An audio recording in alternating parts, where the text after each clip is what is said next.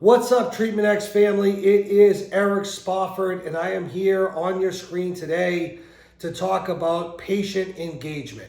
Patient engagement is probably the most important thing that happens in the course of a day-to-day, course of action in a treatment center in one of our facilities. This is the process of connecting and building rapport and acknowledging and making patients feel important, making them feel heard, and showing them that we care. You have to acknowledge them for them to feel heard and cared about. And let me tell you something about addicts and alcoholics that's a well-known fact for anyone that is one or has ever loved one. Until you establish how much you care about and how much you love an addict or an alcoholic, nothing else can get done. One of the most important things for every single patient that enters our facility is that we build rapport. It's that we all, in our own ways, build a relationship with our patients. Listen, guys, and I'm going to get into this and tell you a story about a guy that I know who's probably one of the greatest social scientists of our generation. And this information is mind-blowing, but at the end result, you have to understand that the opposite of addiction is not just merely abstinence. It's connection. It is connection and relationships that are so powerful that they can change people. And here's the thing, who does this apply for? Absolutely every single team member. It doesn't matter if you are a clinician or work in housekeeping, a behavioral healthcare technician, or you work in the kitchen, a nurse, or you work in administration, or anything else.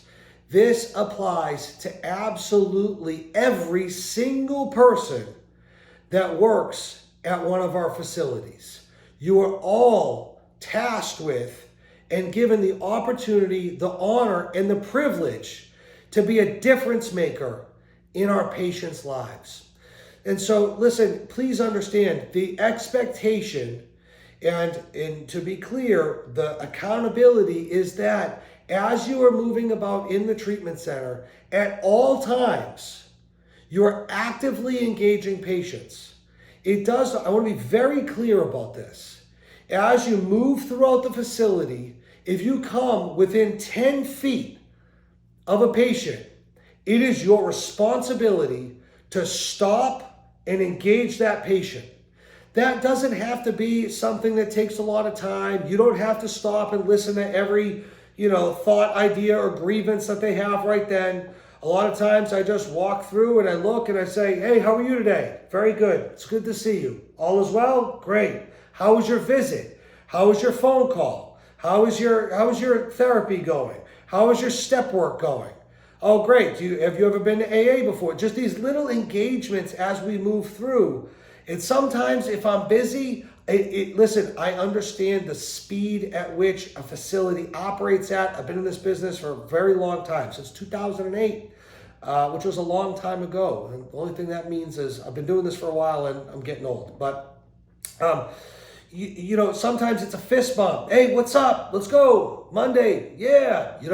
And it's engagement and them feeling like we care about them. We see them and we hear them and they're important. They come to us, from all sorts of places. You guys ever think about that? Like our patient that just came to us or has been with us, what has their life experience been up until coming to this facility? Were they lonely? Were their relationships strained? Of course. Even if they're surrounded by people, they're lonely because they're filled with lies and selfishness and destructiveness, and they've hurt the people around them, and all of that stuff blocks off their relationships and creates loneliness. And so when they come to us, by establishing that rapport and establishing how much that they know that we care about them, we see them and acknowledge them, that means absolutely everything. And you don't know. Here's the thing. Every single person at the treatment center is a messenger and is there for a reason and could be the person that little engagement, that moment of kindness keeps that person in treatment for another 24 hours, changes the ways they see things, Could be the one person that shares a message with them that really shifts their perspective in a manner in which that it needed to be shifted. And so it really is an honor and a privilege to be able to get to engage with these patients. This is not something you have to do. This is something you get to do. And candidly, if you belong in this business doing this work with these patients, that has to be your perspective. If you don't see this as an honor, a privilege, an opportunity, and something that we get to do, then you are in the wrong line of work, my friend. This is something that we get up in the morning and we go to jobs and we do whatever we do here, and whatever we pay you to do, you come to do, and we get to do it. Engaging with the patients is like the highlight, right? It is the reason why the right people are in this industry, are in addiction treatment, mental health treatment, and behavioral health care. It's about the patients. Let's call a spade, folks. There are much easier jobs than ones in healthcare, especially addiction treatment. And so if it's not for the opportunity to be able to get to provide this engagement to the patients, why work in this field? Really? Why not do something else?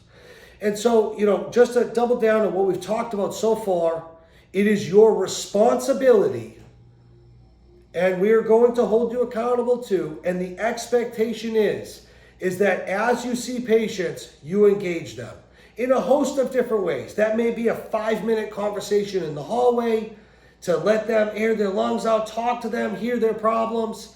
That might be a fist bump because you're moving fast and you're running a little late. What's up, man? Yep, I'll catch you later.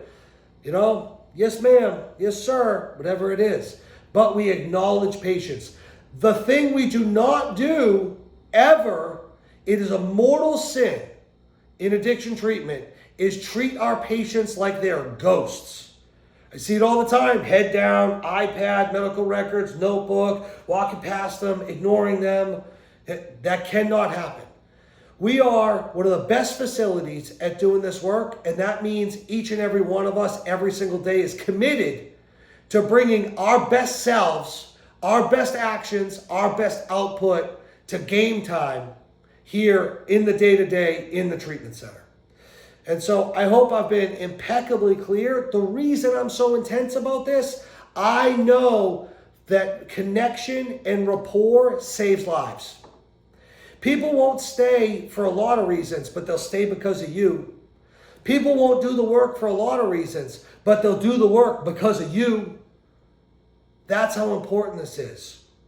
I want to tell you a story of this is a true story, and I'll encourage you to look this up. You can Google it. The gentleman's name is Bruce Alexander. He's a social scientist from Vancouver, Canada. A lot of the ways that we think about addiction now is what he calls the old way of thinking, meaning that heroin creates heroin addicts. The society's belief is that heroin has chemical hooks that, when used, it creates addiction within someone, and that person becomes addicted. And one of the main ways how we got to that belief is through science experiments that happened in the 80s and early 90s. And what they did, you may have seen this, they used it in textbooks, they've used it in a lot of places to demonstrate the addictive nature of drugs. And so they will take a cage and they will put a rat in the cage. And in that cage, they will have 2 bottles of drinking water. One will be just straight up water, just H2O, and the other one will be laced with drugs. They ran the experiment with morphine, which is essentially heroin, and they ran the experiment with cocaine. And so in that environment, in this cage, what happens?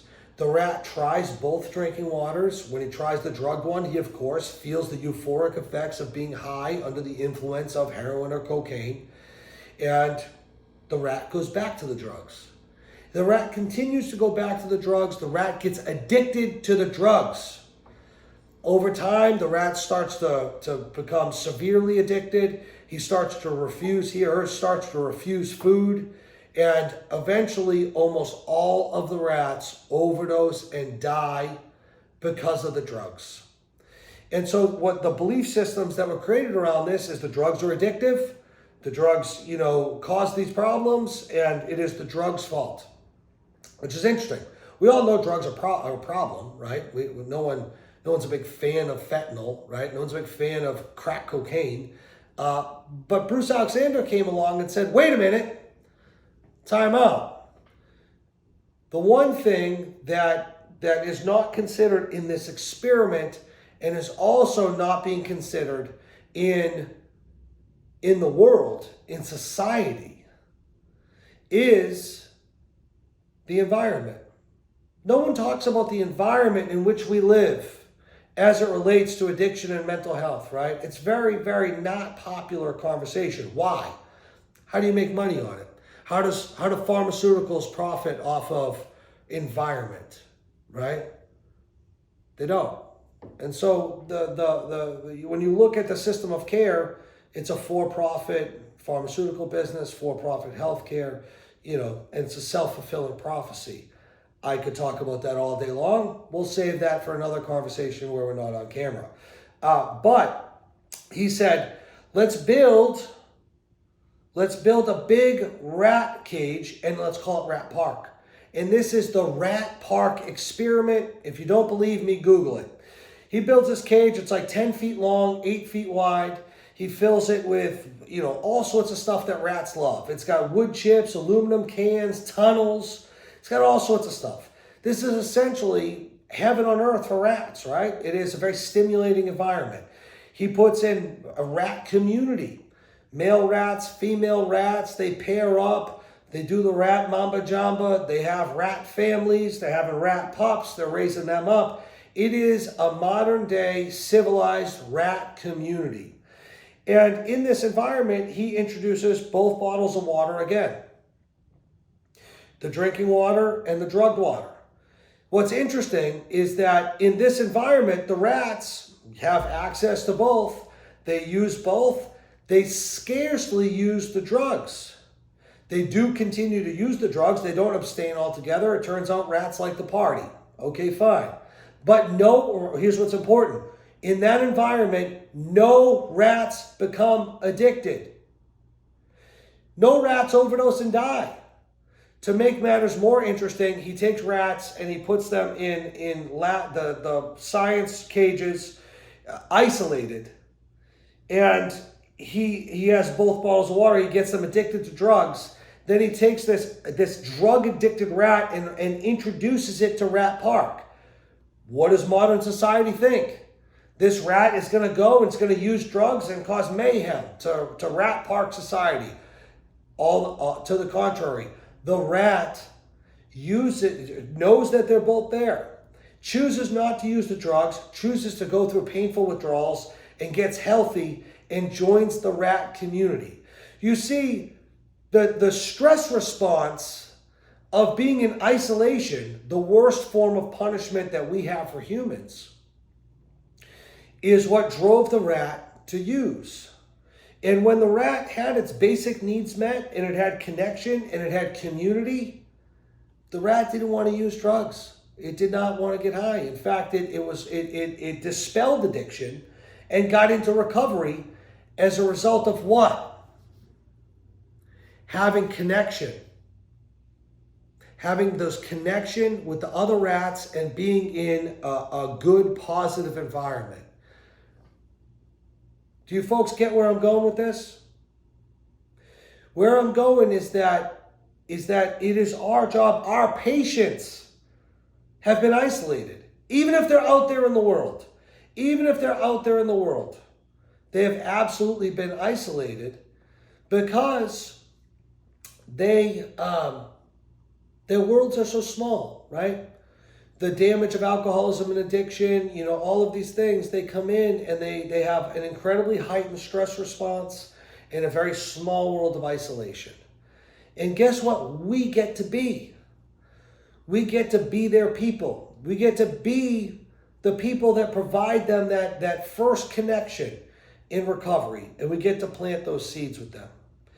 And so, folks, this is not a small thing. I assure you that this is one of the most important things that happens in the day-to-day is engaging the patients. It's also frequently one of the most overlooked, because I know how busy it gets. But we must get into the discipline of being accountable to engaging patients at all times, because you don't know how much that little bit of engagement matters to that patient. You have no idea. And as I do frequently, and as I will do till the end of my days, I want to remind you and remind myself about the importance of the work that we do. For every patient that is in our facility, at home, they have perhaps a little boy or a little girl. They have children. God willing, they have a living set of parents. They have a mom, they have a dad. They have a wife, they have a husband, a boyfriend, a girlfriend. They have friends. They have strained relationships of people that they've known a long time that just wish they would get better. They have coworkers, bosses. They have all sorts of people. And so for every single one of our patients' team, we're fighting for the rest of them. To those people, we are the last line of defense for the person they love and care about. That's important. That's meaningful. And the way that I interpret that information is that I owe. Every single day that I show up to this work, I owe them my best. And so that means your attitude, if you're not having a good day, if you got in a fight with a significant other on the way home, if you're driving to work and someone cut you off and, gave you the, it upset you, all of these things in the face of the importance and the truth of what we're doing are completely irrelevant. And you owe that patient, and you owe all of those people that are taking that ride with the patient, you owe them your best. You absolutely owe them your best. And so collectively, when we all, as a team, when we all embrace this and we show up to work every day on a mission to engage patients and be a difference maker and fight for them and fight for the people at home and fight for the people that are taking this ride of addiction and alcoholism and treatment and recovery with our patient, the results are beautiful. The results are absolutely beautiful. Listen, I very much appreciate you joining me on this training. I hope it was helpful. If you have questions, please ask your supervisor. There are no silly questions. We highly encourage that. We just want to make sure that every single team member understands that this is their job. It is their responsibility. That's not my job. That's that person's job. That does not exist here. That does not exist here. This is all of our jobs, and it is all our opportunity that we get to show up for every day. So thank you so much. I will see you when I see you. Let's go.